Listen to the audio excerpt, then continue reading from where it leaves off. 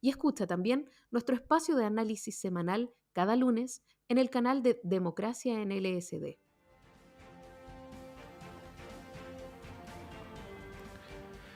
Bueno, lo que escuchábamos, Juanita, es el avance de este podcast que usted va a poder escuchar a partir del próximo 23 de julio, como nos relataba, por cierto, este audio llamado Proyecto 50, un trabajo desarrollado por Democracia en LSD, podcast sobre democracia, Biodemos, Instituto Milenio para la Investigación en Violencia y Democracia, el Centro de Estudios de Conflicto y Cohesión Social COES, Radio Universidad de Chile, y con un equipo de trabajo que está representado a esta hora de la mañana por la periodista Jimena Jara, con quien vamos a conversar respecto de este proyecto. Jimena, ¿cómo estás? Buenos días, gracias por estar con nosotros.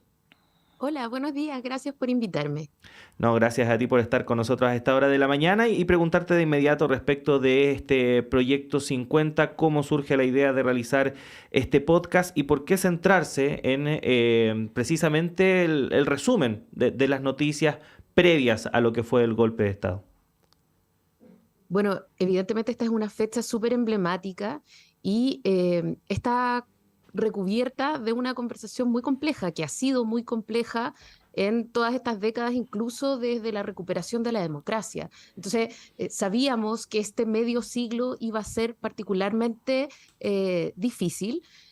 No avisorábamos cuán difícil iba a ser en el sentido de que hay nuevas ideas, o más bien ideas que hasta ahora se habían mantenido de alguna manera marginadas, ¿no?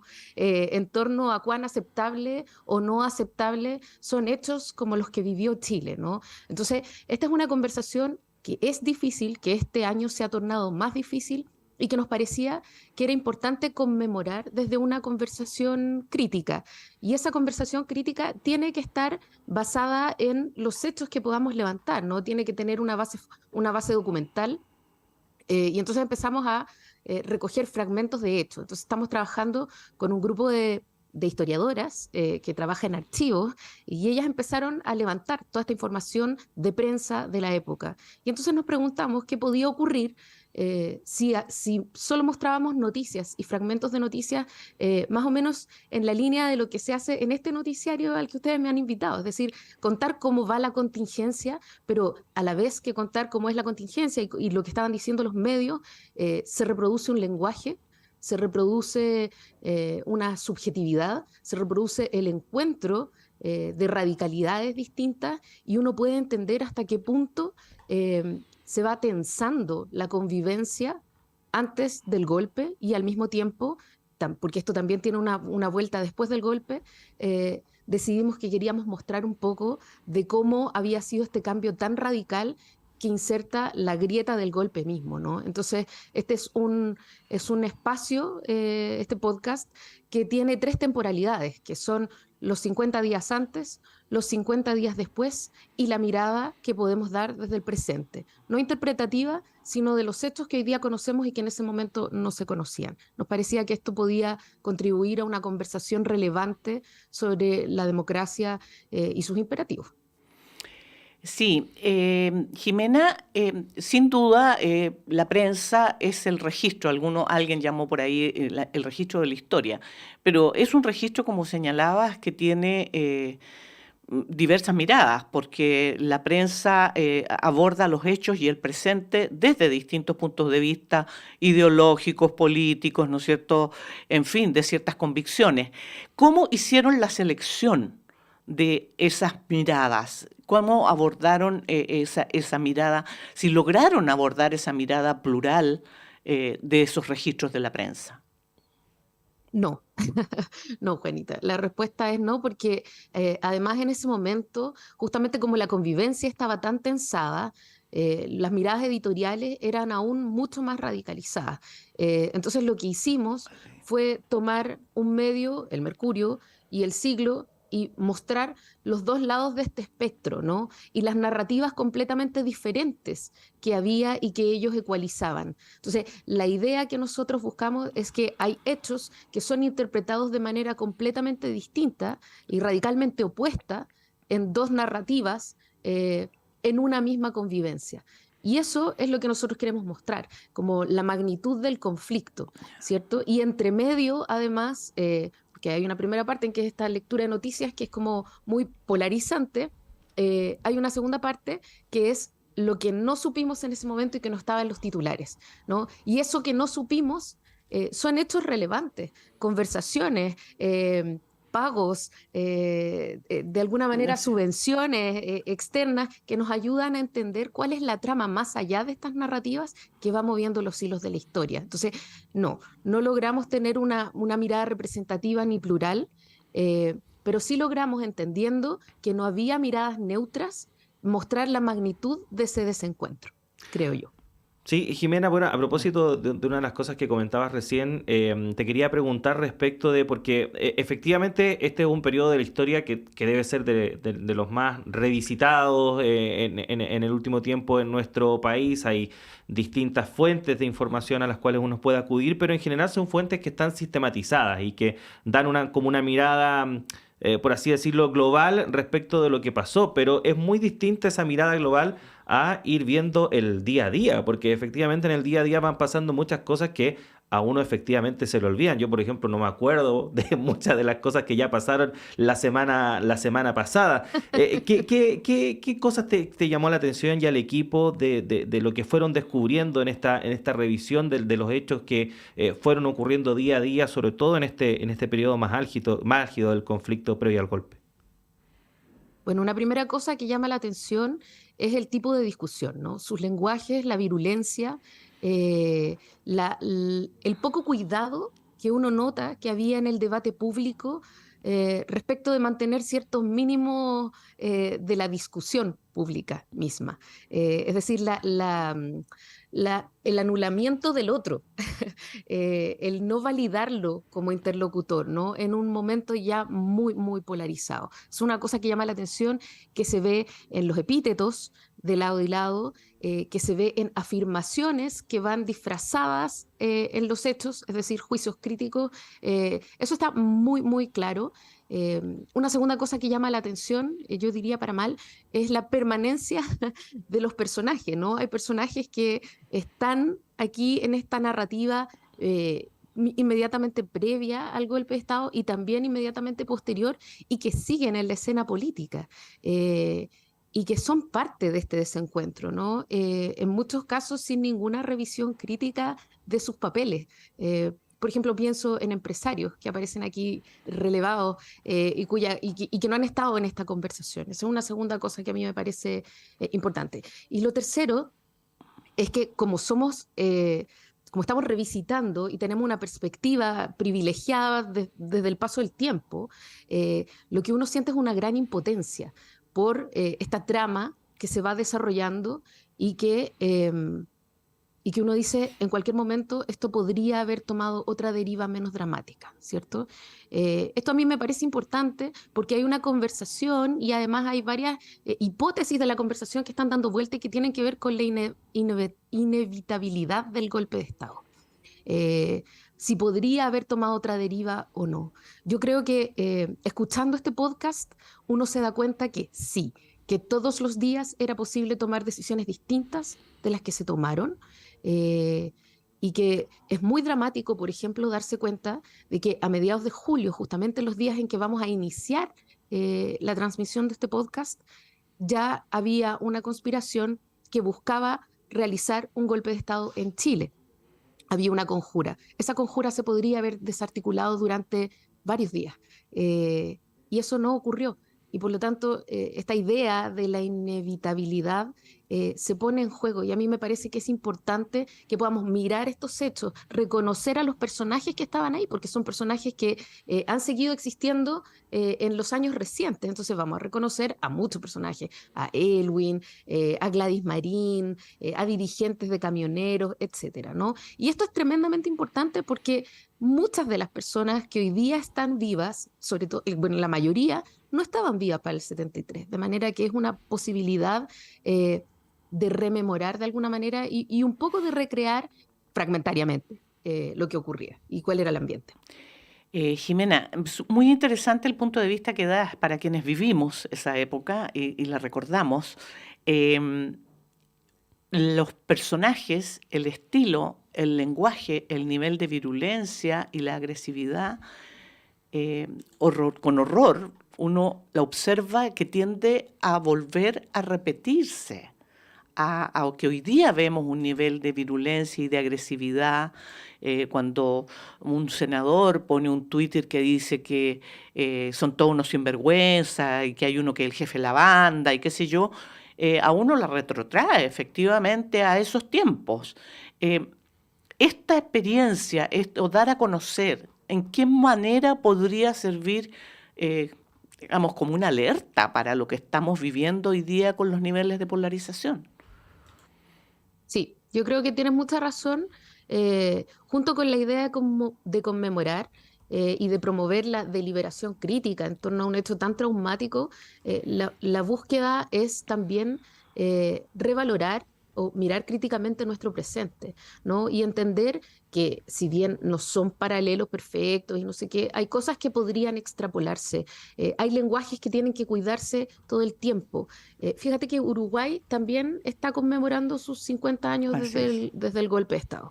Eh, y lo que decía Lacalle Pou, que es un presidente de derecha, era que no podíamos dar por sentada la democracia, que por lo tanto hay un deber para todos los actores cívicos de valorarla y de cuidarla en los lenguajes, de no darla por sentada. Yo creo que eso es una cosa que tenemos que volver a conversar. Hoy día estamos en un momento de cámaras de eco, de burbujas de información, donde hablamos con gente que reproduce nuestros esquemas de pensamiento, donde es más difícil la diversidad porque no la encontramos necesariamente en la calle, ni en el barrio, ni en el colegio, ni en el centro de salud, ni en las redes sociales, y por lo tanto el ejercicio de comprender al otro y de validarlo como interlocutor es mucho más difícil y por lo tanto es mucho más urgente, porque si no se nos empieza a disgregar de nuevo la convivencia y puede tener funestas consecuencias, ¿no?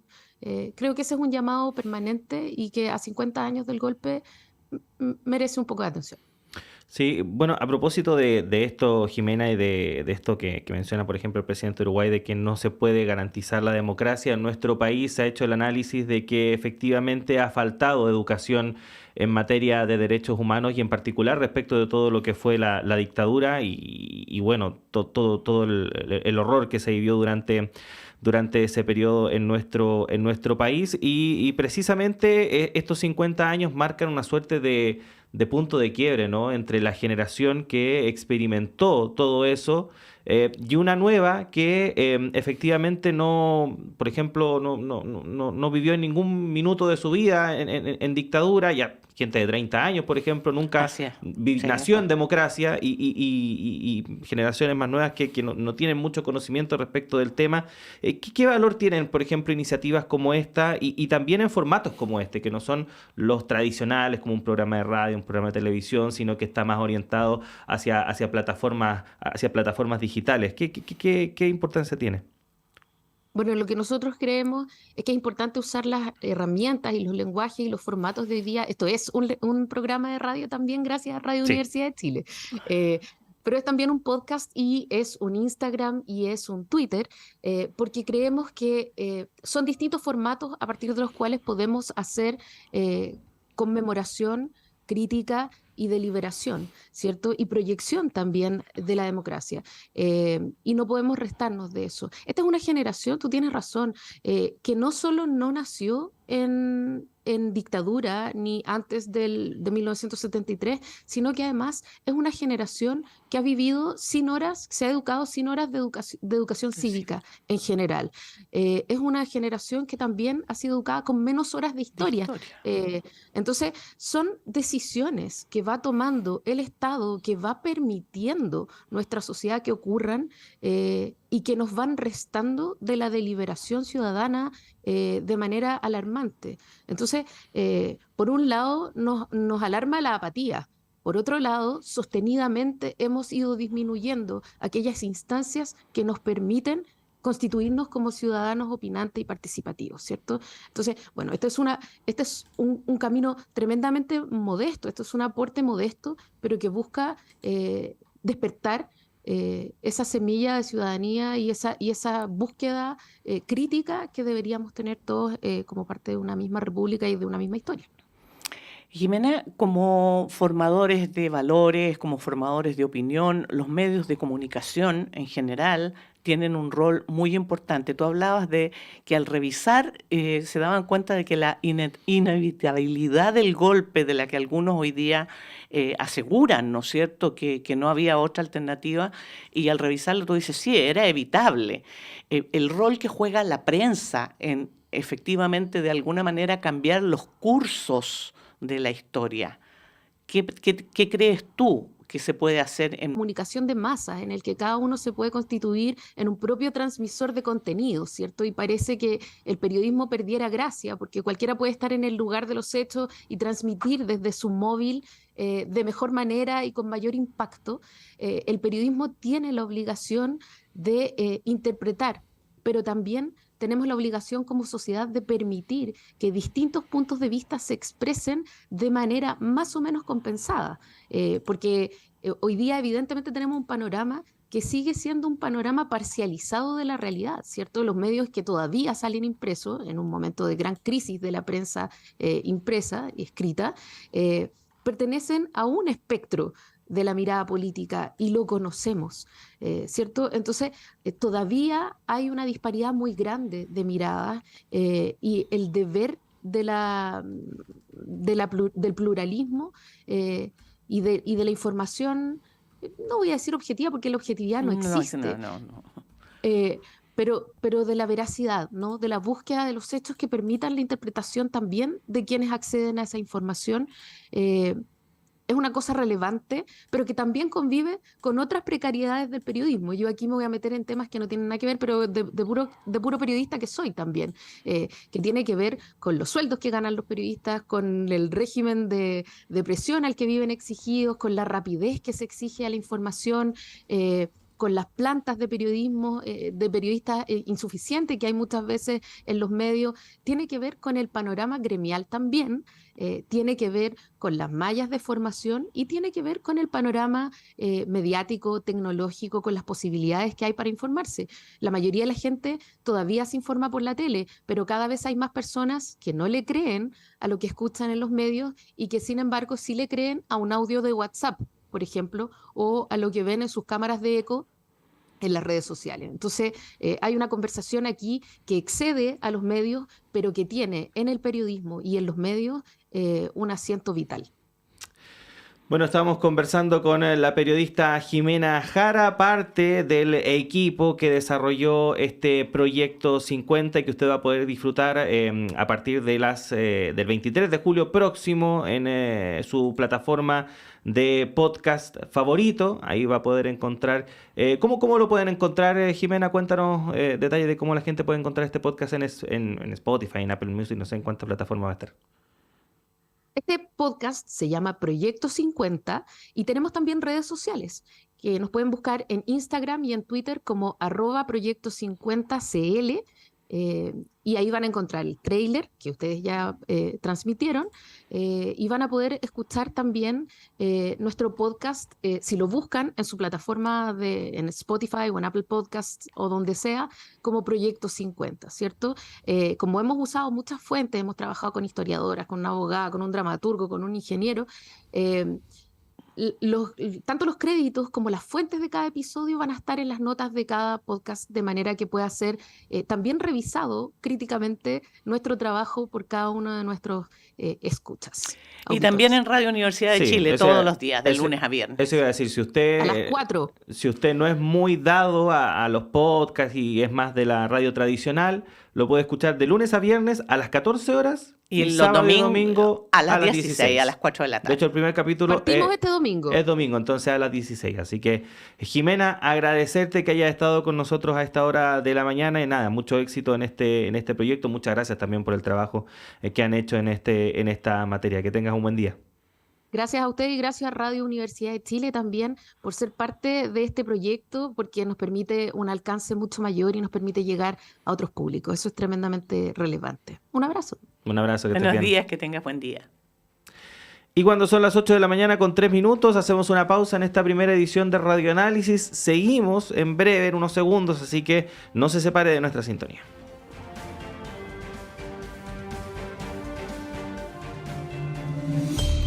En estos tiempos, elija un servicio serio, confiable